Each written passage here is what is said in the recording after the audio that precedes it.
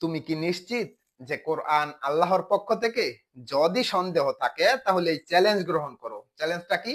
আল্লাহ বলিয়াছেন, এবং আমি আমার বান্দার প্রতি অর্থাৎ নবী মোহাম্মদ সাল্লাল্লাহু আলাইহি সাল্লাম যা অবতীর্ণ করিয়াছি অর্থাৎ মহিমান্বিত কিতাব আল কোরআন, যদি তোমাদের কারো এর প্রতি বিন্দু মাত্রও সন্দেহ থাকে তাহলে এর মতো করে, পুরোপুরি এক না, এর মতো করে একটি সূরা রচনা করো এবং তোমাদের সাহায্যকারী হিসাবে তাদেরকে ডাকো যারা এক আল্লাহকে মানে না, বিশ্বাস করে না। যদি তোমরা সত্যবাদী হও, আর যদি তোমরা তা করতে না পারো তাহলে তোমরা তা কখনোই করতে পারবে না। তাহলে ভয় করো সেই আগুনকে যার খাদ্য হবে মানুষ এবং পাথর।